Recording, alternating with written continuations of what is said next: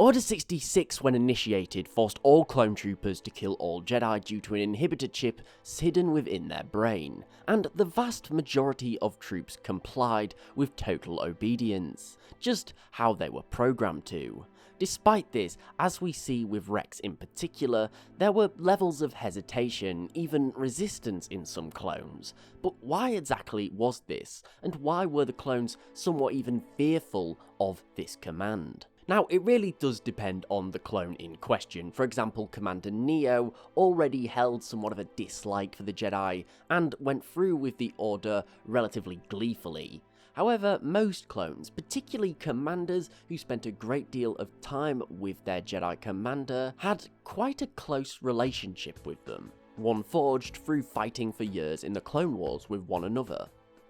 For this reason, when given the order combined with the psychological need to follow this order through the inhibitor chip, we can only imagine how the clones must have felt. Then again, the inhibitor chip must have made it a lot easier. Now, I don't believe that the vast majority of clones were necessarily sad about having to kill the Jedi. At the end of the day, the inhibitor chip will have removed all reason from their minds. The Jedi were traitors. It was clear as day to them.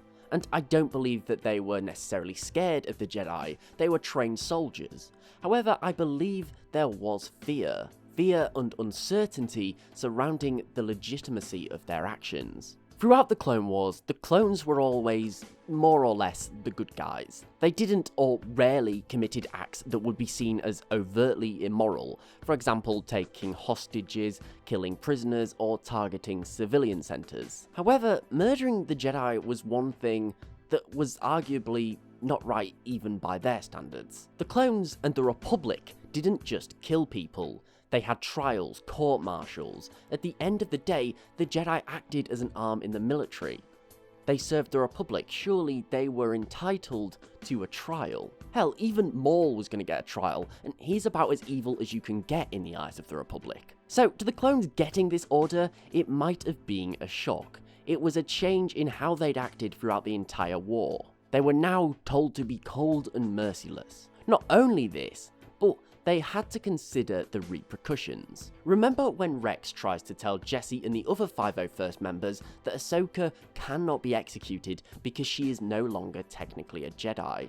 And that really highlights just how complex this situation was. I believe that the clones knew what they were doing was legally in a grey area at the end of the day. They still believed that they served the Republic, a democracy. The Empire wasn't yet a thing. What was essentially happening was that they were being forced to do something that they knew wasn't completely right, and they must have been second-guessing themselves after following through with the order.